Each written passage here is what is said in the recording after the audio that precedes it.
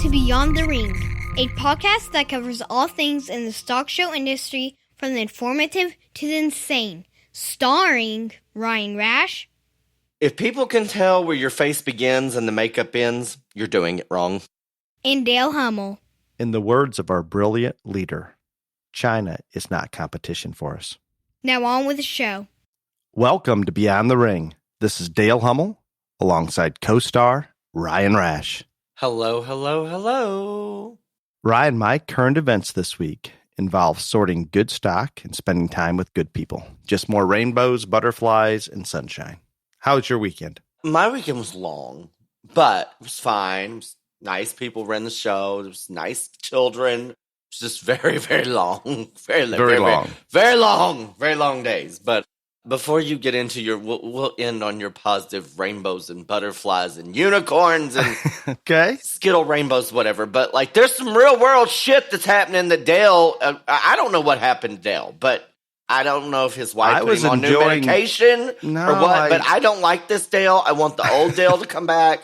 I need the guy that is paranoid, schizophrenic, UFO, alien person. I need that Dale back. This new Lucky Charm man, I don't like him. But it's been good. It's been a good week. West Virginia, South Texas, and Montana. Well, there's no complaints there. I did go to the border. We've got to talk about the border a little bit. Okay. Anyway, your and mine and the country's vice president, Kamala Harris. Oh, we know what she did. On Friday, she tweets, "Everyone enjoy the long weekend." No mention of Memorial Day or all of the fallen heroes that have died to protect this country's freedoms. Nothing. So you would like her to pretend like she cares about our military and our armed forces. Well, that would have been a lie if she would have said it. Second in charge of the nation, you might need to pretend a little bit. It would have been fake. Fake news. More fake Then just news. don't tweet something. Then just be silent. Why I'm good spit with that. on all of us? And like, I can't. Like, she didn't have to tweet anything. If that's how she feels, fine, but she didn't have to put it out there for the world. I'm with you. I did get one snippet of news. Oh. It's like Fox News came on my phone. Tinkerbell lives? Is that what it was? I think what was good is South Texas and Montana, my service on my phone was pretty spotty at best. That is a bunch of bullshit, Dale. I heard from you all weekend. Yeah, but it's usually when I get into a town. There was times that I could be away from my phone because I had no service for a couple hours. And that's great. That's great. Absolutely great. So, Ryan, guess what I heard on the news when I turned on just that little, I turned, as soon as I get in the hotel, I turn it on. It's on some damn liberal channel. They're telling me all about how the Republicans, and I mean, I had to stop and just try to listen, how the Republicans are trying to make it so difficult for everybody to vote that it's going to be a rigged election next time. MSNBC, CNN, I don't know I don't know what channel. And they were dead serious about it. The Republicans are making it too difficult to vote. I assume because you have to show an ID. This whole voter ID stuff, like, I'm not going to rehash this again. But nope, we're not going to. I don't. But we can rehash one thing because it's coming around. It looks like China created COVID-19 in the Wuhan lab. Yes. People are finally saying, well, maybe this happened. It only took them, 14 months? Ridiculous. Ridiculous. Why? Everything pointed to that from the beginning. Trump talked about it. No, wait. Now, hold on. Like the first 2 weeks, we were all convinced, including you, that somebody ate a live bat, and that's what caused this. Now, that's all the information we were given. Then after the first 2 weeks, we all said that was bullshit. But I remember a podcast where you went into details about the wet markets and all this other stuff over there in Asia, and we were all fine with some idiot man not eating a live bat, but now no. And I looked. I don't know when it was, and I looked it up. The last 6 viruses that they're claiming now out of China that supposedly all started in the wet markets or from avians or the chickens or whatever. And those things can happen. They don't happen very often that we jump from one species to another, but they have proof now. It appears the last 6 viruses to come out of China were laboratory accidents or released from laboratories. It's just total crap. Well, In other news, I tell you what. Now, I've been pretty hard on Greg Abbott, Governor Abbott in Texas, because I thought he was an idiot during all this COVID-19 stuff.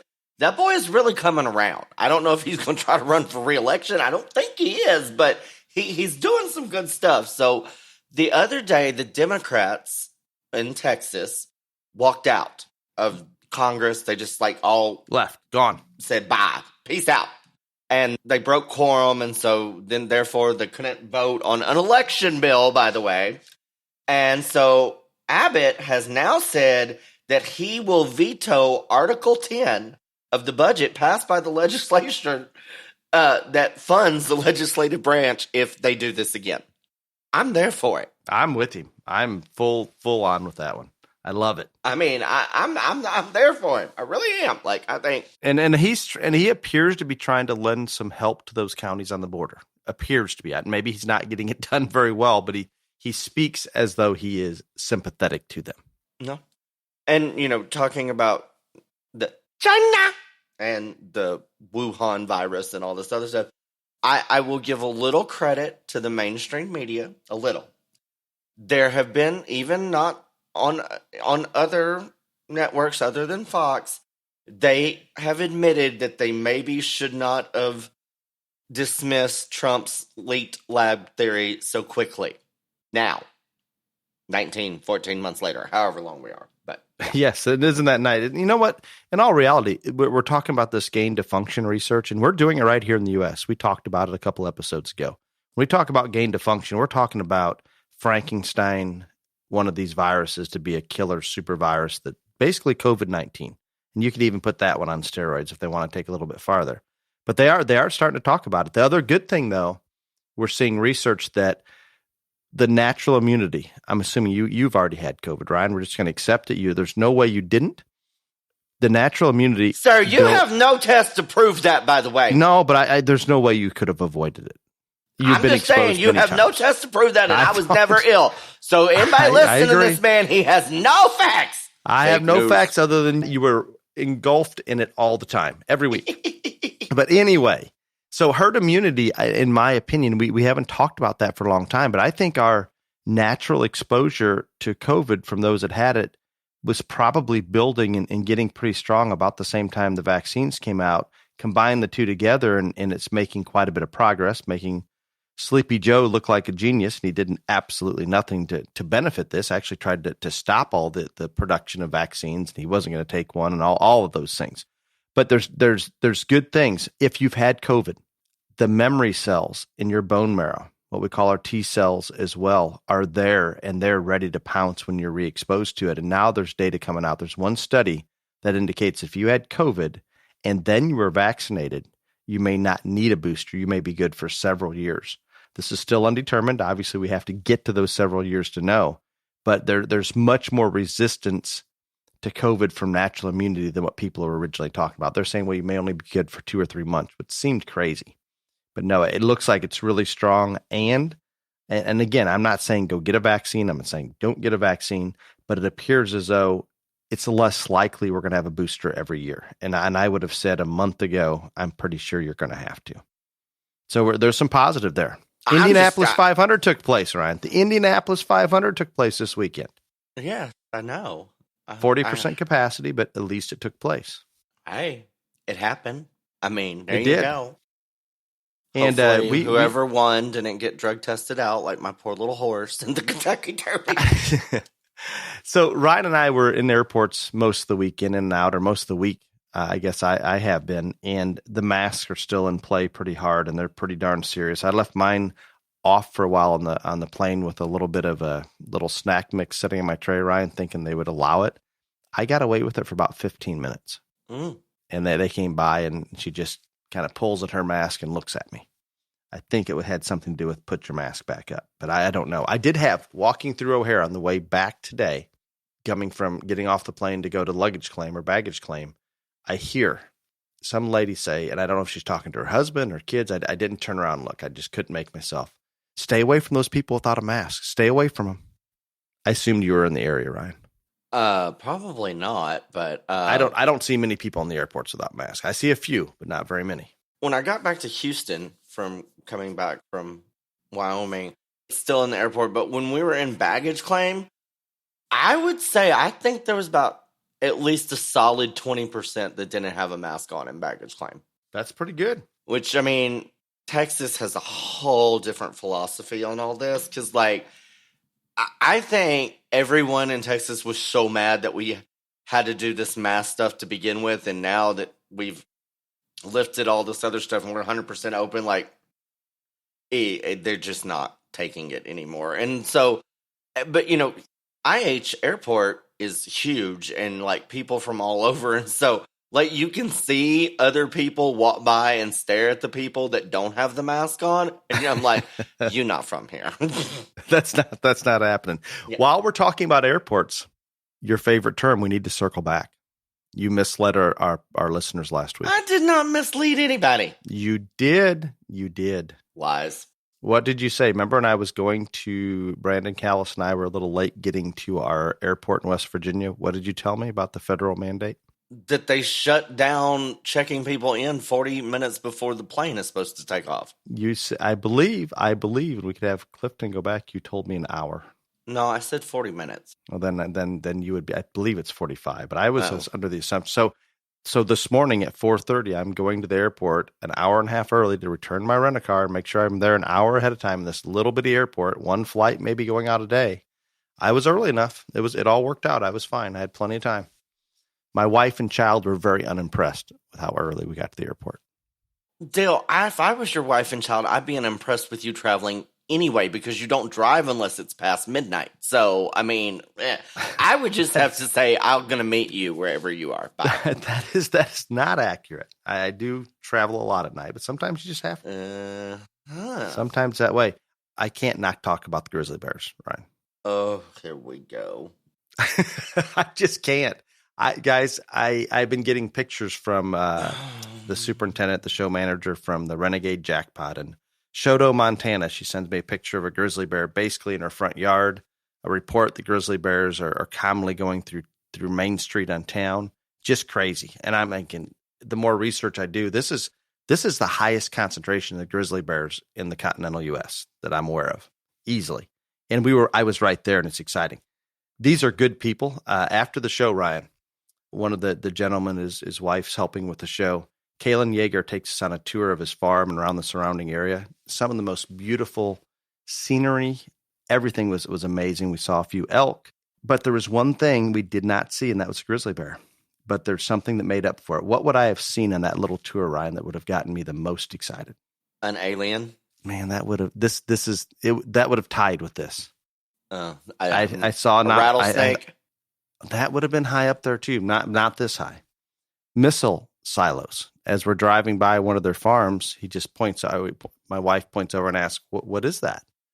And it's basically this barbed wire fence over a missile silo. You know how happy I am just to know they're here, and he says there's several of them right in that area. We're still ready for this. We can defend ourselves. Have you ever seen a missile silo? No, sir, I have not. I have not. And I mean, they exist. I'm assuming they're up in some mountain hidden somewhere, and they're just about 30 yards off this little gravel road that I went down. And that just made you the most happy.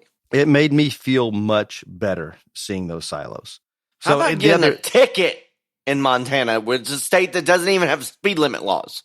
They do. It's 70 mile an hour on the 2-lane highways. Mm-hmm. 83. They said no. Your wife said it was 116. And your daughter said it was 120. They're both lying. I would have probably went to jail. I got a $70 speeding ticket, which that's a really good tip. I'm telling you, your wife and your child both saw your speedometer at one point, and one of them clocked you at 116 and another one clocked you at 120. I want to know what hell rental car you had that went that fast.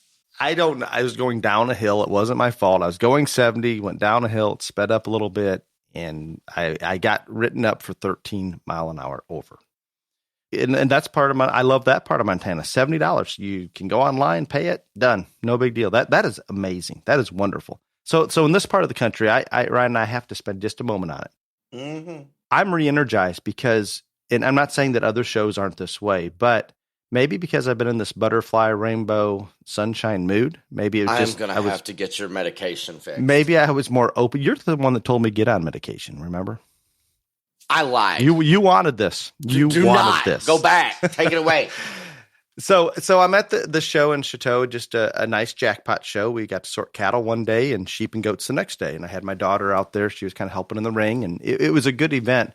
But what hit me so strong, Ryan, was the people there running the show, the families that were there to exhibit. And I think they're, in general, maybe not in Texas, but compared to up here, I mean, there's people driving over from the state of Washington. They're coming from a long distance just because they have to travel that far to find jackpot shows on a regular basis. So I think with that said, there's a very deep appreciation for it. And when those kids come in the ring, they're competitive. They want to win. And they may be from two states apart. I'm sure they see each other on that same jackpot circuit, even though they don't live near each other. But they seem genuinely happy for one another. I didn't get that real crazy tense feeling when you walk into a show that everybody's about ready to cut each other's throat. This was good. It re-energized me.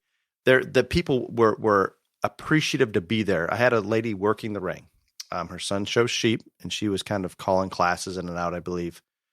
Just trying to organize within the ring. And she says, well, her son Zane was scheduled to go on a fishing trip in Alaska. I would be pretty excited about a fishing trip in Alaska, Ryan. I'd be very excited about it. I've been to Alaska. I thought it was overrated. I like fishing in Alaska. So he's begging her the day before they're supposed to leave. They're leaving the day that the sheep show was going on here. And she did not go fishing with him, but he's doing everything he can to change that flight, do whatever he can so he can be there to show.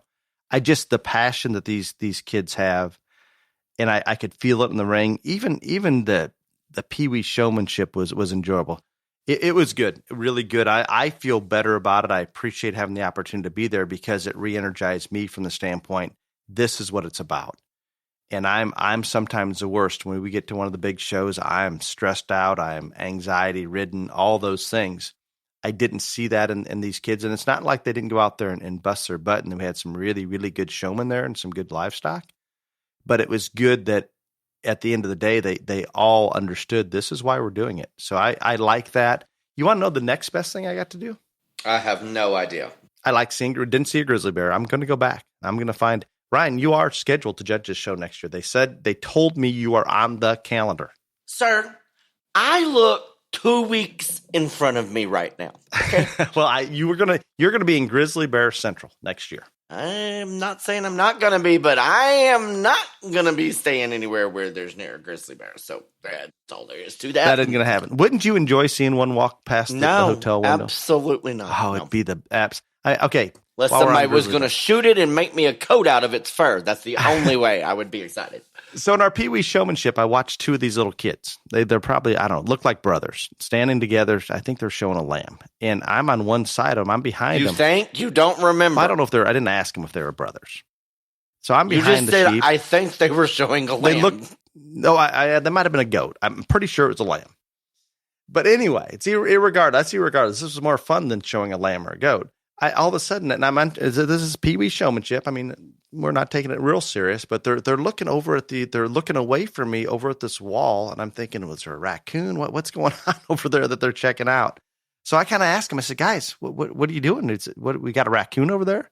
And they kind of looked at me like, oh no, we're in trouble. And then I kind of faked like, there is one right there, and they just darted right back at it. So they saw something over there. And somehow that got off into talking about grizzly bears during our Pee-wee showmanship with these two little guys. And one of them sees them on a regular basis. The other one says he only gets to see them in the zoos. But I'm jealous that these kids see these things all the time. But what I was getting at, we kind of got off target there. I got to see some Angus cattle, Ryan. You mean they had Angus at a show? Really? Shocking. Well, they did. This was more after the show. I decided to go to Larry and Dee Coleman's, where we have one of the partnership bulls that we sold at Oklahoma City. And on the way there, I need to point out, there's a big monster billboard. I love Montana. Monster billboard that states, you should move. I should. My wife is all in. She said, it's time. We need to be there. Billboard, it says, pull your heads out of your masks. That was pretty nice. I found it entertaining. I would have liked that. I have not seen that. I'm sure you've probably seen it. No, I haven't. I would have liked that. Pull your heads out of your masks in this monster billboard on a pretty major highway. So that was en route to Coleman's, and we get out there and we get to look at the bull that we sold and go through and look at some of their cattle. And, at the end of the day, after being around Larry and Dee and their kids and spending time at that show, and maybe it's just I'm in a different state, I'm more relaxed, I'm not worried about what's going on at home.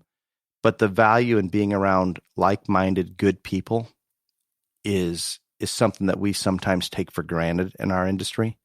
And we need to do a little bit more about pulling together and covering each other's back. When we have propositions going on the ballot in Colorado, Oregon, California, we have this new 30-30, what I call a government land grab on some of these ranches that they're trying to basically take 30% of their ground. When we have these things taking place that will affect and impact our industry so much, we don't need to be fighting amongst each other. We need to be focused and helping out. If you haven't donated to one of those causes out there to try to fight back these propositions, if you can, please do anything you can do to help it, because it's gonna be a problem. Most people think it's gonna pass if it gets on the ballot in Colorado. I'm fearful that it might. It scares me, Ryan. It really does. But we can all do better, I guess, is what I'm getting at. I would just like to know what the hell you say about me when I'm not around. If you talk about all these other people this glowingly, I don't think you talk about me this way. Oh, the gay is usually. Well, let's talk about exactly. it right now. Exactly. See, he can't even form a word. He's like, no, I can tell you exactly what I talked about with my wife and my daughter last night. After you explained to me how long it took you to get through 100 and some head in 4 divisions showmanship, I said that is impossible. I couldn't even begin to do it or do it well. Yet I believe Ryan probably truly pulled it off. Ryan, we don't have a lot of time, but tell us what you accomplished last night. Well, the show was very long again. And it started very late. Long. And my show was great, by the way. It was great. And there was nothing wrong with the show other than they had a lot of head and one ring, and it just takes a great amount of time to show that many in one day. And so the night before, I don't remember what time cattle started, but I was told it ran past 1 o'clock in the morning. I did not get to start till right about 9 last night with cattle. Wow. And there was a little over 100, and we had 4 classes of showmanship, and we rolled. We rolled. And we got Nobody was complaining about you moving right along. No, they were not, because those people either had to go home or their children had, class the next day, or they had no sleep, because even when the show goes to 1 o'clock in the morning, the animals still have to be fed the next morning. They don't get to sleep in. You know what I'm saying? So no, nobody was upset that we just plowed right on through that baby and got it done. But yeah, it was. So that was the topic of our discussion when we got back to the hotel last night, is how it's possible for you to get through that many classes and probably do it well. You just don't let them stop. That's better that way. It really is. I mean, seriously, if I could just keep them in, I think that's why I like judging pigs so much. It's because they're always in constant motion. If I could just do that with all species, the differences just are magnified by 200% almost. No, and we talked about it. And I talked about the other day. I had some I don't know. My intermediate sheep showmanship class was just deep, and I'd pulled maybe 5 of them out to do our top 5. And if you just look out there when they've got them stuck, all the sheep look pretty good. The kids are just nailing it, and until they go into motion, it's a whole lot more difficult to tell what's in front of you. And that's a compliment to the showman.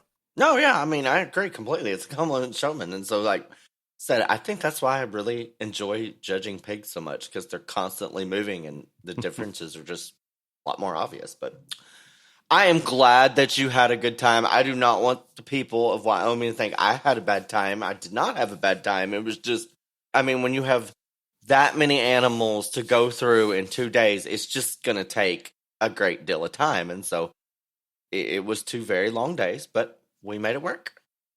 And everybody was very happy. I was as happy with the people. I mean, we had good stock. We had good people. I got to go look at phenomenal Angus cattle. This was like a vacation for me. It was good. Very good. Are you ready for the main topic? Yes, and it's not your topic, so people listen, because there's actually shit going to go down here this week. There is. I have no idea what direction we're going to take this, but it'll be good. Practice what you preach. Ryan, yes. I would be honored for you to just dive in and start this one. Well, and this is just general. It doesn't not just. I mean, obviously, we're going to take it in a livestock industry, fashion I was here. going to take it a lot of directions.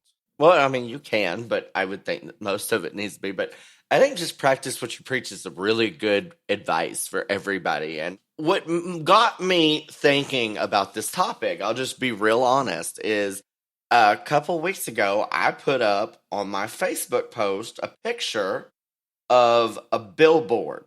And the billboard said, "Some of y'all don't clap for others. That's why it will never be your turn." And we have been talking on this podcast for a few weeks now about how we need to support all the kids and we need to clap when other people win and all this other stuff.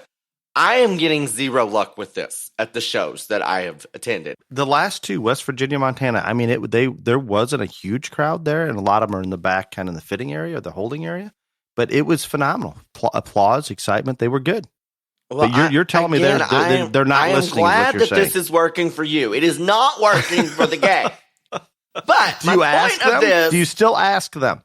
Every single class. I even yell at them. Like, I called them sleepy and tired. And I'm like, y'all need to, put your hands together, wake up. Nothing. Silent. Nothing. They just look at me like I can't imagine that. I would think that you would get. You were them at more one excited. of the shows, Dale. I judged, and I kept asking, and nobody clapped.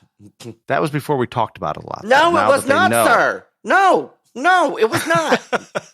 No, we're going to change the world. Weekend.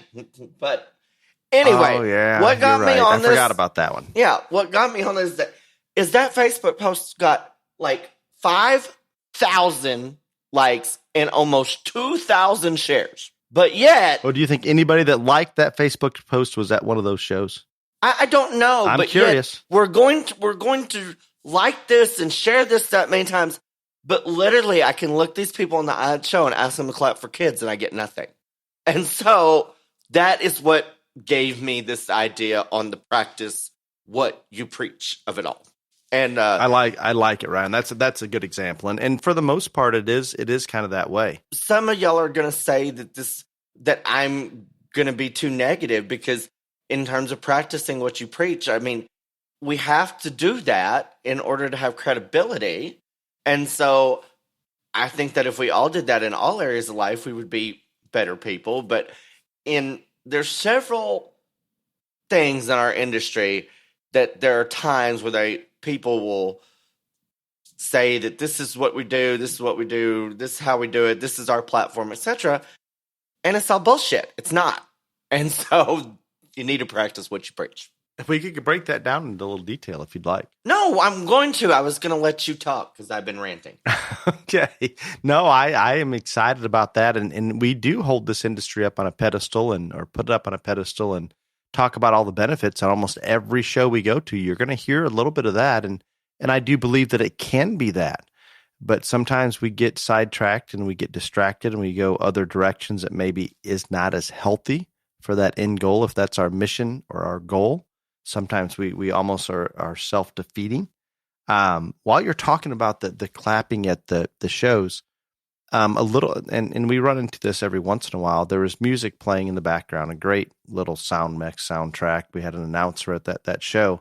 And I'm not sure, Ryan, it seems too simple and seems crazy, but you're avoiding that dead silence before you're on the microphone or after. And there's not always dead silence at shows, but sometimes you'll get into those and it's just, nobody wants to break that silence. Where we had the good music playing, it was enjoyable. He'd come on and announce who's winning the classes. He was a professional announcer, basically. I don't know how professional, but had a good voice, did a nice job.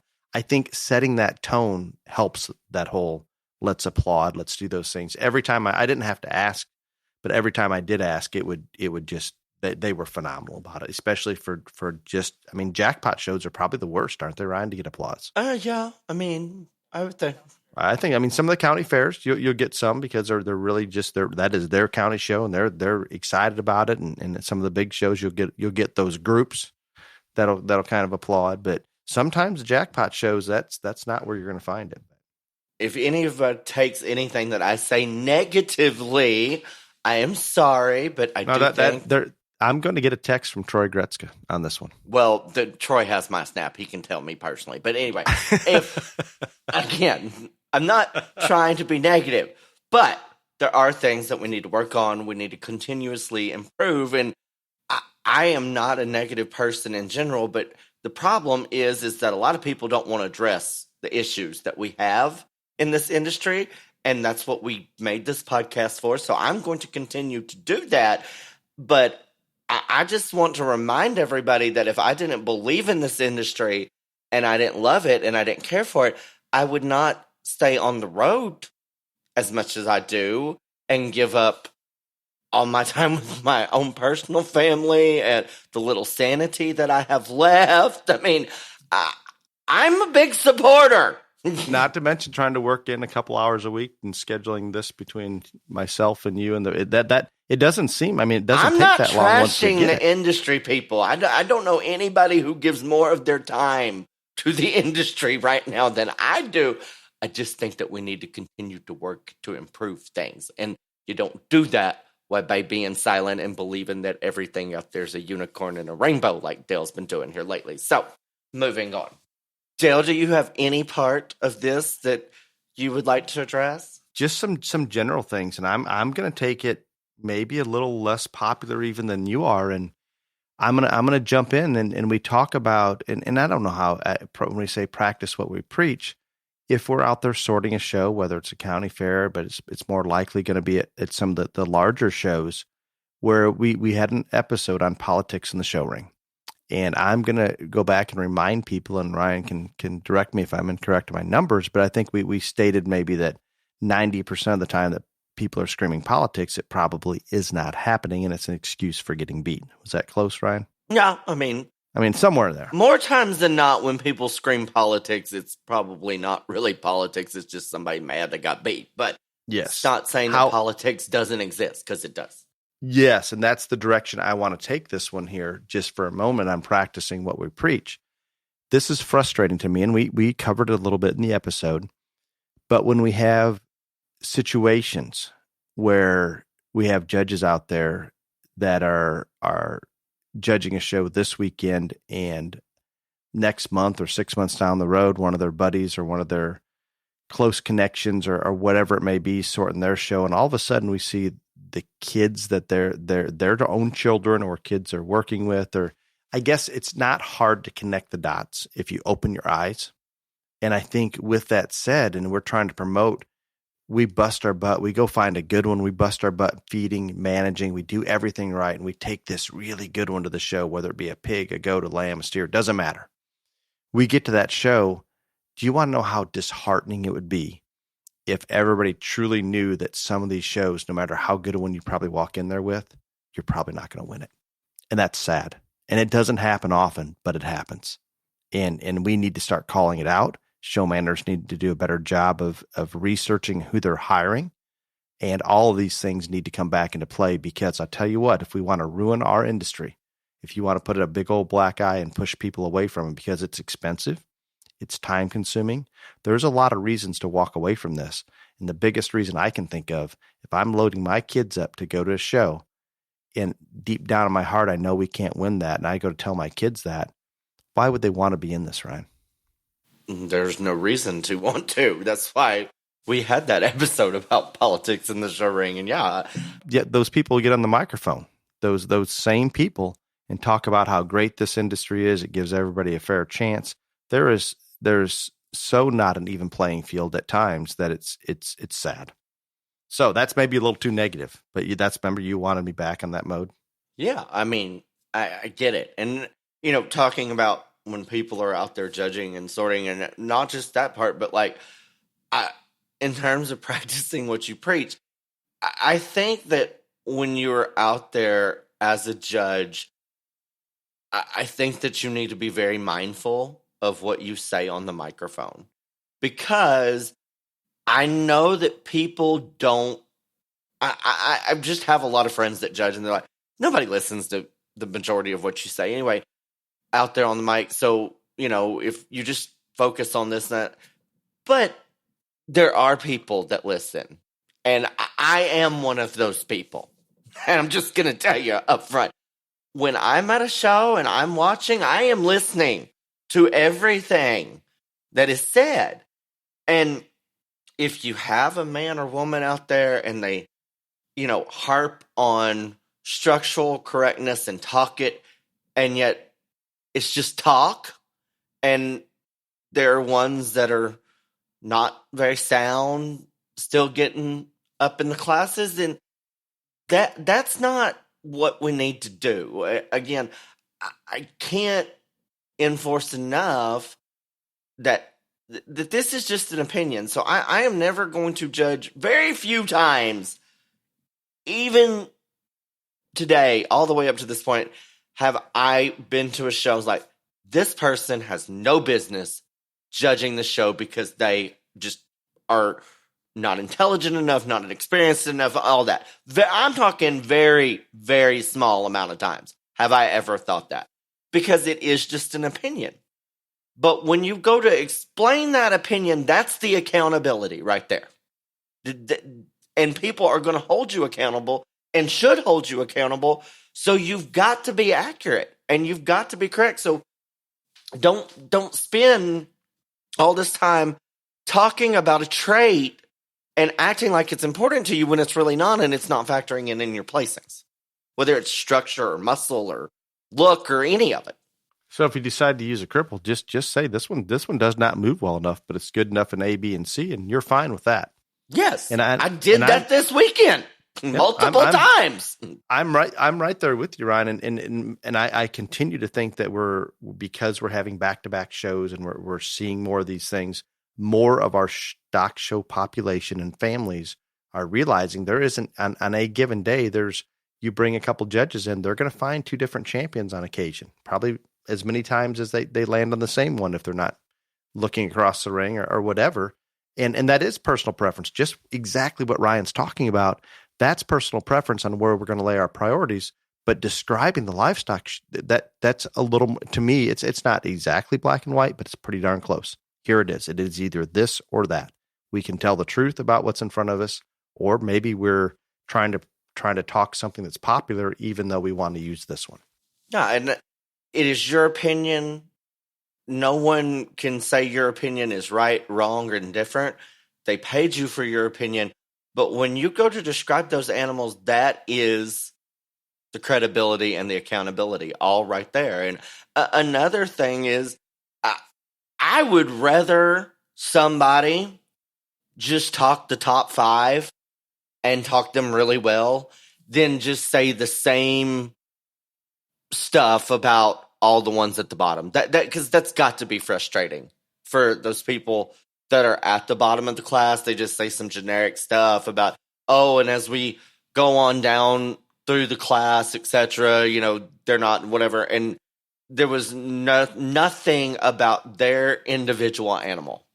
No, I get it. And Ryan, and you do this very well, but when we pull those top 5 out to talk them, when I'm pulling in the others is when I'm talking to them. I think I'm pretty sure you're doing the same. But when you talk to those kids individually about those animals that you're pulling in that aren't making that top 5, I get a much better response that they're truly happy that you explained it to them. And I think a lot of times when they're on the microphone, they're worried about setting that animal up, or I don't know if they're able to absorb it as well over the microphone. In other words, those kids that we pulled in, we talked to individually, may be getting more out of it than those even that are in the top 5 we're talking about on the microphone. A lot of times, and especially in the hog world, lamb goat world, we're just talking top 5. But if you get pulled in, I tell you something. I always say to every kid that's not going to get talked on the mic, something that's good about their animal and a reason why they got, but this needs to be changed and that's why that got pulled. And so that's perfectly acceptable. I know that the parents don't get to hear, and they're the ones that are probably making the decisions in terms of feeding and changing things more. And so they feel a little shortchanged, but sometimes you just can't do that. But if you're going to talk about every animal, that is great. And I have no problem with that. But don't just throw out some generic stuff at the end and not actually talk those animals. No, absolutely. And when you try to talk them, I can remember when I first started sorting shows and there'd be 20 in a class, I felt obligated to talk them. And it's when you get down there that it is pretty difficult to not say the same things over and over again. And when you just kind of group them together, I'm with you, Ryan. That doesn't help by throwing some generic terms to just get through it. I'm with you completely. That's one area that I think that as people that sort and judge livestock shows that we can be better, that if we're going to emphasize something and what we're talking about and reasons, then we need to be emphasizing it in terms of the placings. And again, this last show I judged, I used a steer to win the first division that I did not like the way that one walked off his hind end at all. And I said it in class, I said it in division, and I said it in the grand drive. But in that division, that was the best steer. And there is nothing wrong with saying, this is the best one. I personally don't like this about this animal because God has not created the perfect one yet. Because I think somebody would have found it by now. And I've never seen the perfect one. So just call a spade and roll on. There we go. I'm going to call myself out on the next one, Ryan. We've got here. I preach all the time that we need to go to these shows and enjoy family time at the shows. And it's about spending time with your kids. And this, we don't need to get as wrapped up about just winning. And this works out fine. I can live to this until we're getting close to that show or we show up at that show. And then guess what happens? You don't take your medication. No, I get very anal about everything that has to be. If those goats aren't laying down and sleeping, or that calf's not, this or that hasn't been done exact, I get a little tense. It becomes not fun for my kids or my wife. So I'm trying to do better. I'm trying to take that deep breath. And Ryan's noticed it. The butterflies and the rainbows are more abundant than they used to be. Yeah, there was none at one point when we started this, or when I first knew you, there was zero. And now I was a little tight wound on some things. Now we're just a whole new person. Like, I'm starting to think you might be bipolar. But anyway, it's fine. And I'm not, and I do not want to take away. I am the most competitive person, and I will continue to be. I don't want to take away from that, but sometimes I go down to such detail and such little things that may not matter, that I fully believe matter, but it may just be in my head. I'm trying to take some guidance from my family and say, just breathe. It's going to be fine. I don't think there's anything wrong with being competitive, and I am extremely competitive in almost every facet of life. But I do agree that, at some point when we're showing, and I think one of the best things about this industry is there are different ways and levels of winning depending on what your goals are, what your aspirations are, what level you want to achieve, etc. But I think that we could all, just like you're saying, Dale, at some point during the competitive process of it all, just take a moment and tell whoever we're there with, good job, I appreciate your help, or, any of those things, just so everybody involved, not just the kids, but the kids need to tell the parents need to tell the kids, everybody involved needs to just give a little more love to people, probably at shows. I agree with that, Dale. Yep. And we can do both. I think there is a balance. We can be ultra competitive, but we can also take a deep breath and enjoy it while we're there doing so. Because we want to win, and once you win, you're packing up and you're going home. But that day or two that you're at that show, and sometimes maybe even 3 or 4 days, we need to be able to enjoy that. And I think a lot of people do it and do it very well. I'm bringing it up because I'm guilty that there is, in the past, I've changed, right, Ryan? I've changed. In the past, there is very little quality time with me at a show with anybody around me. And that's not good.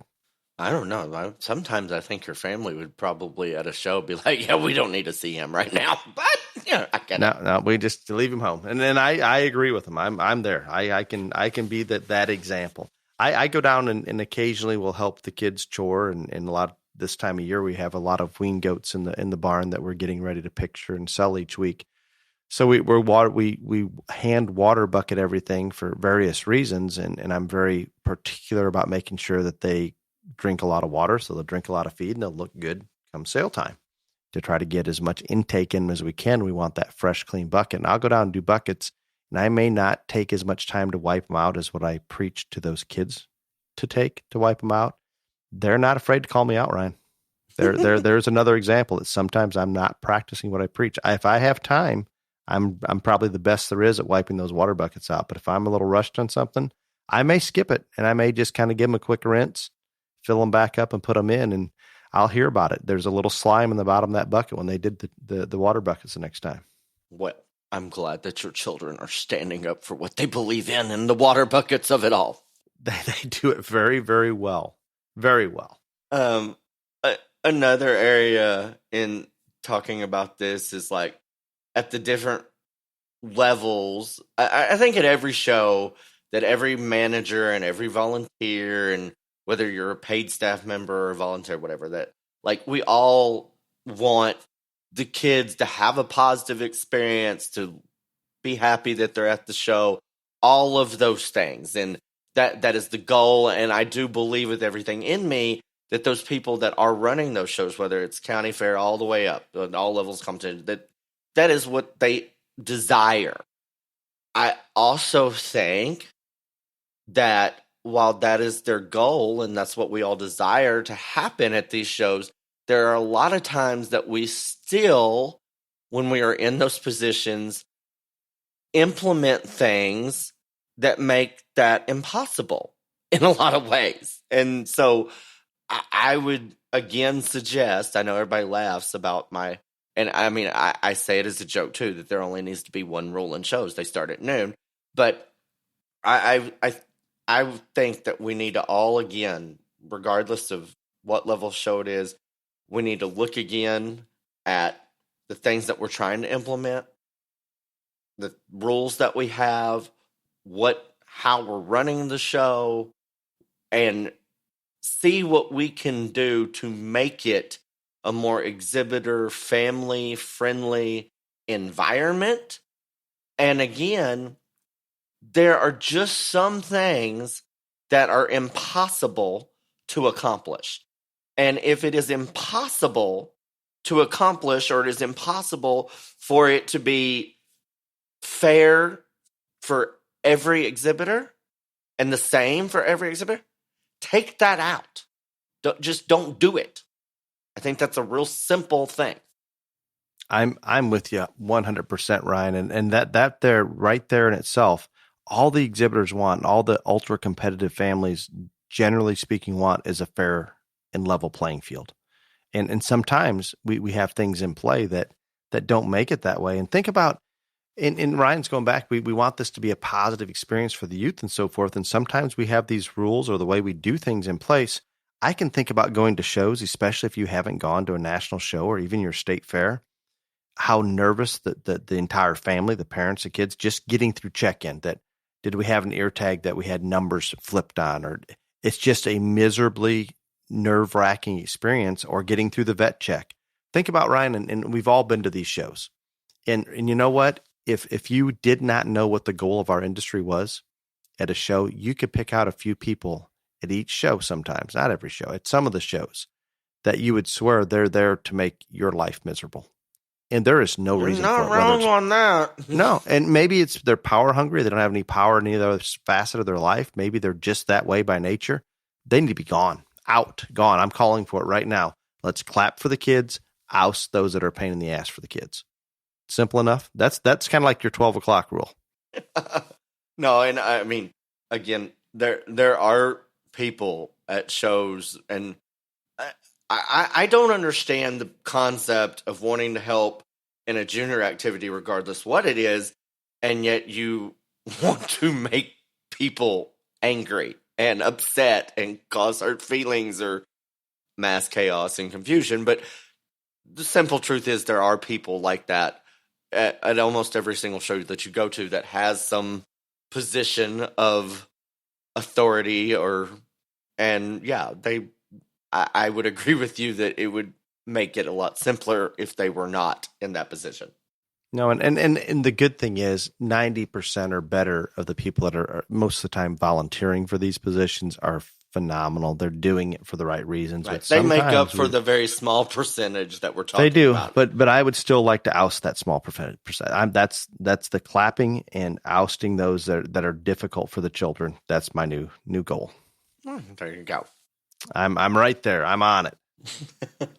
Talking about people that sell these livestock and breed these livestock, again, we've had topics on this and we've talked about it, but in terms of practicing what you preach, I think this is a two-way street. And I say this, I think that the people that are purchasing the animals have to be completely honest with the people selling or breeding or brokering the animals, and it's got to go both ways. And so one thing that, like, I'm very proud to know Dale Hummel about several things, but one thing, and I'll use him as an example, if you'll go through and read his sale descriptions on his goats,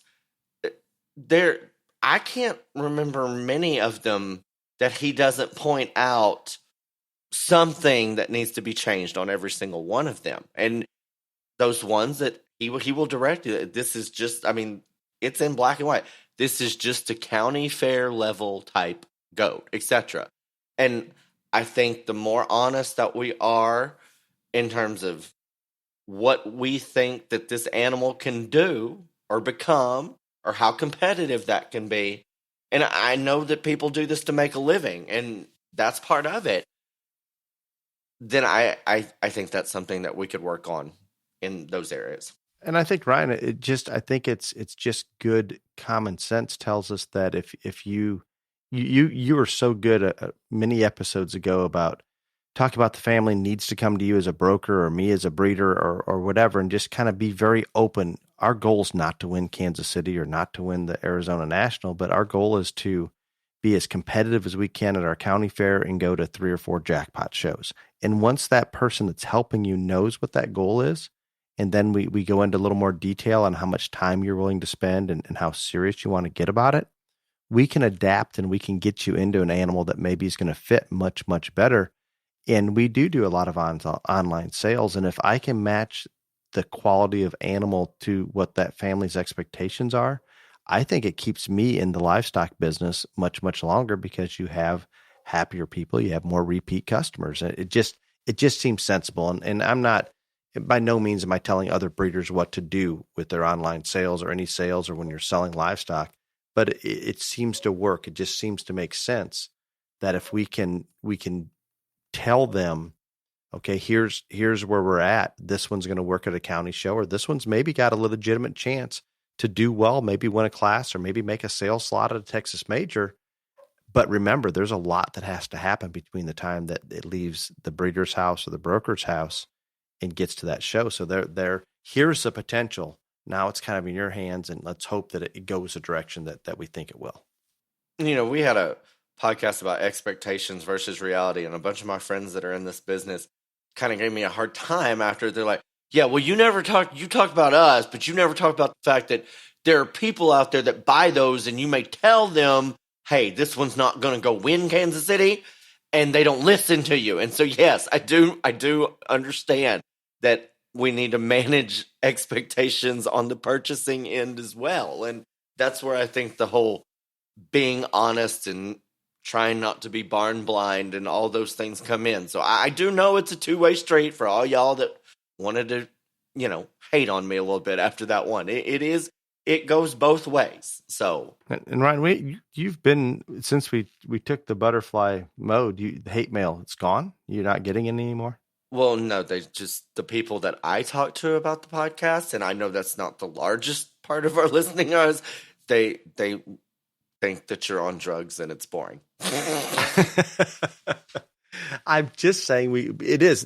Ryan brought it out earlier that if we are going to improve, we have to point out the things that need improved. So we don't mean to be negative. That's not what we're trying to do. But I think Ryan stated it so well earlier that in order to do better, whether it's yourself personally or as an industry, we have to identify where we need to do better. By identifying where we need to do better, we're pointing out where we're maybe not just perfect. It's simple. How's that for positive, Ryan?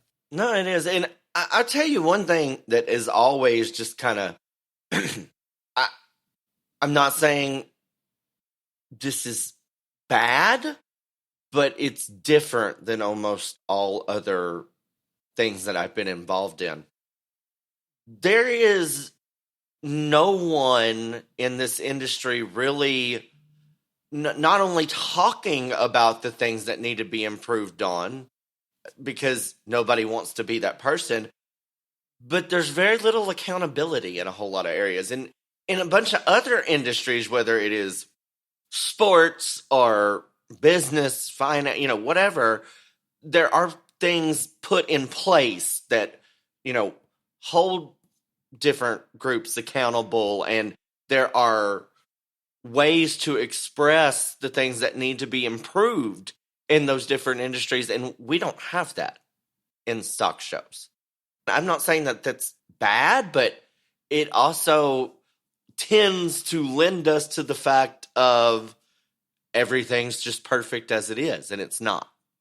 No, it just is. It's just that simple, and there isn't anything perfect. We can go to soccer, we can go to basketball, we can go to sport, we can go to any aspect of these things, and there's always going to be room for improvement and ways that we can simply do better. And I hope we can all just stop and think about it and try to go that direction. I am so far from perfect, and Ryan maybe isn't quite perfect either. Oh, I am a hot ass mess. There's no doubt. Agreed. But we all have those issues, so let's all you don't have try. to agree. No, I do. I'm agreeing that we're both a mess at times, and we can I didn't always say do anything better. about you being a mess. I just said, man, you're. Oh yeah, he is. Sure is. I believe it was 2 episodes ago. You thought I needed medication. That's indicating I'm a mess. Yeah, maybe not as direct, but that's what you were alluding to. The power of subtle. Is that it? Okay, great. Well, with all that said, are you ready for your favorite part yet? Oh, let me guess. It's question and answer time. It is. And you know how I scramble to pull up question and answers right before we start recording. I can't believe you had time to find any question and answers between grizzly bear hunting and raccoon spotting and Pee-wee showmanship and Angus cattle viewing and Ryan, I saw an Angus tickets from Montana bull. Police officers. It was worth getting that ticket. I saw an Angus bull that had more muscle than I've ever seen in an Angus bull, and he was perfect in his joints and flexibility and soundness. That's a pretty big statement. He wasn't even my bull, so I wasn't biased. I'm not disagreeing with anything you say. I'm just going to bring this up, people. Dale, for as many pictures and videos and all the stuff he does in the little goat world, none of this happens when we transition into the cattle world. There's none. No evidence of any of it. None. No, and I can assure you, the kind of cattle that I looked at, Ryan, these when we talk about form to function, and we talk about cattle that actually get out there in the real world and can we go back to question and answer now? Because I'm these may not have been your kind. Their necks, yeah. I was excited about them, but they were true functional kind of cattle, as far away from the market goat show ring as you can get, and maybe a little distance from where you want to be. But I enjoy those. I enjoy that perfect, all of it, all of the above. Okay, we're back to question and answer. And I pulled the question and answers up while we were recording, to be perfectly honest with you. I clicked on our Beyond the Ring, and here they were. They were right there. Go. Tony sends a question. I have a question for you guys. When judging a pin of 3, what are you looking for? I'm thinking they should all be the same weight, build, and somewhat close in color. We are 4-H swine leaders, and we would like to put out the best pin we can.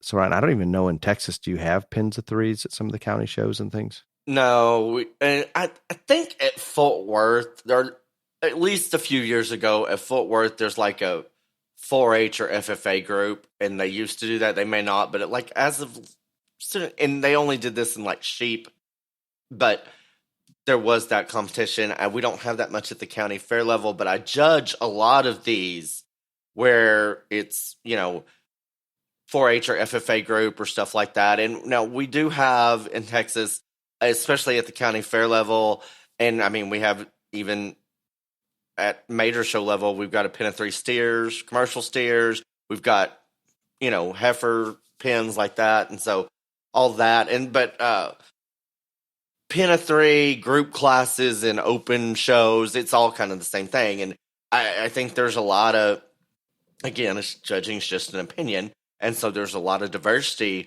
on groups or pins and, however you want to do it. But for me, what I look for is, I don't care so much about color probably because, but uniformity in terms of, they're kind of built similar regardless of their color. But more than that, the first thing that hits my mind is the quality of however many individuals are in that group. And I think the problems that we have in this is a lot of time we'll have two really good ones and then one that's kind of and then you might have another group that is, they don't have the two standouts that one of them do, but all three of them or however many are in that particular group setting are the same quality, so they're more uniform. And that's what you have to weigh out there. When I am judging, I guess the quality of them is going to come into play more than uniformity in terms of a color or, stuff like that. I would agree completely, Ryan, and I think I'm where you're at. And I don't get to judge a lot of the pairs or the groups anymore, or I haven't recently, I should say. I know our county used to have a pair of barrows and lots of these different animal number groups. I can remember when I used to go to the West Coast to sort a lot at some of those tri-county fairs and things like that, but they'd bring in club groups, whether it's a 4-H club or an FFA club. And that's a kind of a big deal for them. And I don't have any, would it be great if they're all just perfect and the same color and the same weight? Yeah, sure. But I'm going to sort much more on quality than I am everything looking exactly alike.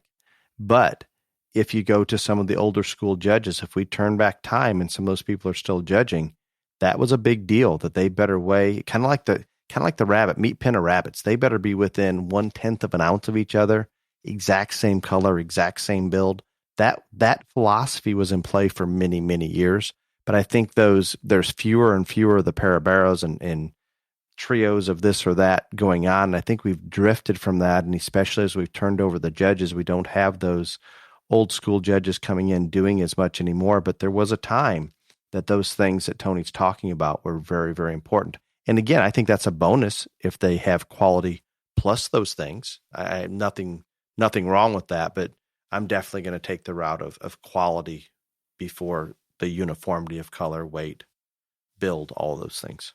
A lot of times judges don't talk those placings, and so you don't get as much discussion on that. But like a lot of times I still think what you're talking about, that old school one thing in terms of they're the same size, they're the same, color, all that stuff. A lot of that still plays in, especially in those open cattle placings, because I will see there might be a really cool heifer calf and a nice, older female, and they'll get beat in, a breeder's group and an open show by two that are more the same size, maturity, all that other stuff, but they're not quite as good. So that's still there. Still happens. Stephanie has a question for us. Good evening from Virginia. As crazy as it sounds, I'm putting together a 4-H meeting and wondered what is one question you ask novice, junior, intermediate, and seniors during showmanship. Well, I know where Ryan's going to be on this one. Yeah, well, this is real simple for me. I do not ask questions in showmanship. and there are two reasons why. And number one, I do not believe that showmanship is a quiz bowl. And there are competitions for quiz bowls at almost every junior national, lots of those species events, they have quiz bowl competitions. I think FFA and 4-H still have them. And so there's plenty. It's maybe a skillathon here or there. Yeah, lots of skillathons, all that. So that does not come into play with me. Anybody that's seen me judge showmanship, the big thing for me is if I had the grand champion there and I could pick any kid to show that's at that show that would ensure my animal got to the backdrop, that's who's going to win showmanship under me. So I don't ask questions. I talk to all the kids, but I don't ask questions. The other reason why, and because this is something that I figured out very early in my judging career and put a stop to it, I used to ask questions, not the square root of 512 or anything like that, but some general knowledge questions. And don't go here, Ryan. Don't do it. The range of answers that I got, I have no poker face. Zero. Never have my entire life. And so when I would get answers that were not anywhere in the solar system of close, my face would react and everyone would see my face. And so I just decided that this was no longer something I needed to do. I love that one. I love it. I used to ask a lot of questions, Ryan, when I was younger and judging more. I would even sometimes, when I thought we had the quality of showman, I would bring them up to the microphone and ask the question on our top two on the microphone, and it would take forever, and you'd be totally against this. But I thought at that time, and that was when we were at shows that maybe it was just that county show, and they had, it wasn't like we were in a big hurry. But I know the crowd sometimes gets excited to hear answers, and they want to see their youth up on the microphone and ability to speak and all of those things that are good. But I have evolved with Ryan, and I will confirm that sometimes when you ask questions, you better be prepared for just about every answer. And Ryan, unfortunately, I'll find that killer showman, and it never used to fail when I was asking questions. Guess what? Sometimes. What? They would have the worst answer. And then all of a sudden you've got that in your mind. And this is the one that's just eating everybody alive, and the showmanship just getting one stuck. And then where are you at? So it is much easier to take the Ryan approach right now. And I asked some questions. I told you I asked some questions earlier in our junior or peewee showman. I asked him how many have seen a grizzly bear before. So I'm talking to them as Ryan stated. And occasionally in showmanship, if for some reason I think, well, these two are just that close, or if it's a younger group of showmen, say juniors, as I'm just visiting with them about grizzly bears and raccoons or whatever it may be, I may say something about what's the most difficult thing in showmanship with this animal? Is it keeping the top up? Is it getting the feet set? Just as much to have conversation more so than affecting how I'm placing them, if that makes sense. So you brought something up, and so I got to share a little personal story. I know not everybody may like my personal stories, and then I do need to make one clarification, circle back on this. When I've judged several junior national showmanships, and when it got into the seniors and the top end, normally the top five, I didn't make them go to the mic, but I would walk up to them, and the question that I normally would ask them in those deals is something like this: why did you come out here in showmanship today? And so it was more of a thought question than anything else. But you talking about bringing them on the microphone, I'll never forget my first Simmental Junior Nationals. We were out there in showmanship. We whittled down in top five, and you weren't supposed to, in Simmentals, you can't know the placings, but we knew that we had made it to the top five, I think, or maybe the top 10. I can't remember exactly which, but I remember that, and didn't know this till later, but they decided, and this was still junior showmanship, by the way, which I think it went to like 13 or something. It was a large span, but they decided that they were going to ask us a question on the microphone, and I did not know this till later, but because I was new and nobody liked the steer boy showing Simmental purebred breeding heifers and spending money there, they thought, well, we'll just put him on the mic and he won't know anything and he won't be able to talk. So then we can just, bury him. Little did they know.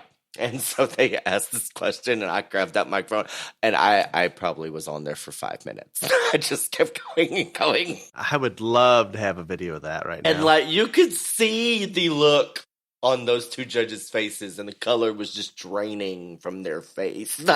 This was a terrible idea. It was one of my proudest moments ever. But yeah. That's a good story. That's a very good story. The next question, they didn't want to put their name with it. I'm not sure why. Just initial N. How exactly do you do your homework on judges? We are fairly new to this and have heard from people and on your podcast to do your homework on judges. I assume we are looking for patterns to their preferences. Or, for an example, is every child who does well doing or wearing something in common? Also, how do you do this when you're new with no experience, without ever seeing this judge before? How do you go about finding this information? The best way is word of mouth. even if you're new, you've purchased that animal from somebody, or you've got somebody, or I would hope that everybody, regardless at what level of expertise they are, they look for wisdom and, advice from other people. And so go to those people that you have put your trust in. One thing that I don't think people do enough, and I'm being real honest, when you're at a show, you see those people that are winning, go up to them and say, hey, Dale Hummel is judging our county fair, and we have never seen him judge. Do you have any idea what he's looking for? And like the doing your homework part of it and is we can't change a whole lot about an animal after we've already purchased it. But if you know that judge before you purchase that animal, then you can try to select one that is more that judge's kind. And so that is what doing your homework is. And if you haven't seen that person judge, the only way that you're going to be able to get some of that information is to ask around. And I'm not saying to like put judges' names out there on social media, but like I know a lot of people that have done that. They've said, gone on Facebook, we're showing to XYZ. Does anybody have any knowledge of what they look for? I get those messages almost at least weekly, probably every other day about different judges. And so that's what doing your homework is. And even if you've already got that animal purchased and you get some information about it, we can still tweak some things to get us closer to, being there. And so that's what it is. But you're going to have to ask people that have seen that person and are knowledgeable. And the best way to do that is go to the people that are winning. Good answer. And I want to follow up. I get those same questions. And sometimes it might be 2 days before the show. And in reality, guys, 2 days before the show's not going to work. I mean, we can maybe fill them a little fuller. We can take a little body out of them. And outside of that, maybe don't put twine in the legs. Ryan tells them, don't twine if you're going to me. For your information, there were some twine this weekend, Ryan. I did not beat up on them. They did a nice job. It was professional. It was neat. It was tidy. I heard from somebody that you weren't real happy with some of the twine jobs. I just made I said, go ahead, Ryan. Go ahead. What did you say? One, that there was no need for that twine to be on that animal because that animal was plenty stout in terms of bone, foot, and feature, and it detracted from the overall appearance and presentation. And that was simply aesthetic. Honest. Was that not honest? Yes, it was honest. Was this one of those plaster type mold things? Yes, it was, and it was. Not we good. Don't like. I will take the heat from you. I don't do that. If you're coming to me, do not mold plaster around the leg of a goat. And again, I was not trying to make anybody unhappy, and I wasn't like, if those people were unhappy about that comment, that's fine. But I'm telling you, I was judging a show in Kansas one day, and y'all want to talk about, and I happened to know both. There was 2 market heifers at the show, but they were both really, really good market heifers. And these people have been very successful and won a lot. And one of them comes in, they got this Dorito chip tailhead that's just terrible looking and fake. The other one had built a flank out of goat hair into the female. And I just got on mic because I know them both. And I said, I know both of these families, and I'm just going to tell them. And if they get their feelings hurt, I don't care. When they come back in for the grand drive, if y'all want a shot at the top 5, that Dorito chip tailhead better be out, and that flank on that female better be out. So just like that, real simple. Just like that, they both made the top 5. That's part about doing the research. Like you've come to me, I don't mind a professional twine job or build legs on a goat, but it has to be done well. Period. Really well. I don't know if it was last week or the week before. Anything you can do to that animal that makes that sorter take notice that somebody with a very high level of expertise in any area is behind that thing, that's going to leave a positive impression. And so if you are one of those people that is a master with fake hair and twine and glue and powder and all that, then get with it, because I love it. I mean, I want them to be as maxed out as they can be. On the same token, if you are not, and you do something to that animal that is going to give the impression, whoever was working on this one, I'm not sure they knew what they were doing. That's not a good idea. No, it subconsciously and consciously it doesn't work. Mm-hmm. It throws it the other direction. Yeah. And that's in our, so I guess I'm going to go back to this. So when we're talking about doing your research and doing your homework on the judges, I think it's great. Ryan said, if you know ahead of time who you're going to be showing to before you buy that's perfect. But I think you can use that where we have more shows now than we've ever had. So it's real simple to me. We have the animal in the bar and I can't drastically change the animal. We can tweak it if we want to go to judge A, B, or C. But if there's judges A, B, and C, and two of them are going to really like that kind of animal, and the third one is not, it'd be like taking a crippled hog to Ryan or I. You can bring them. It just probably isn't going to work out very well. So just avoid it. Go somewhere else. There's plenty of hog judges out there that are more than happy to maybe be more lenient than others. So that's what I use it for, to pick and choose maybe what shows we're going to, and we can make some little tweaks. But it does seem like sometimes we get overworked up about it a few days before, where if you're going anyway, there's not a whole lot you're going to do about it. It just is what it is. So just go. You've got to do your homework quite a bit in advance and allow that to make a choice in terms of what animal you purchase and or what shows you choose to attend. Simple enough? Yep. Now, there was a part of this question. Does every child who does well, are they doing or wearing something in common? I'm not sure where that's going, but in my mind, we just need to be professional out in that ring with your dress and your mannerisms. Does that make sense? Makes sense to me. I mean, there's not all purple shirts winning, or there's not all this or that. Yeah, I was going to say, I did. Yeah. I'm not saying that we don't have camps that are trying to dress them alike and things like that, but we're just trying to keep this a little more general, that no, there's a professional, well-dressed person, and Ryan's covered this in many, many episodes. But I don't think that's when we're doing the research on the judges. Even if you take a shirt that Ryan doesn't like, he's still probably going to use you, unless you're in showmanship and you have a little more facial hair or something that isn't neatly groomed. So funny. So funny. Okay. So funny. I've had a butterfly, rainbows, I forget what else you put in there, kind of week, Ryan. I think you've had a good week. Unicorns, leprechauns. It's been a good Memorial weekend. I hope everybody's enjoyed the weekend, and we look forward to visiting with you next week. Until then, stay safe. Y'all come back now, you hear?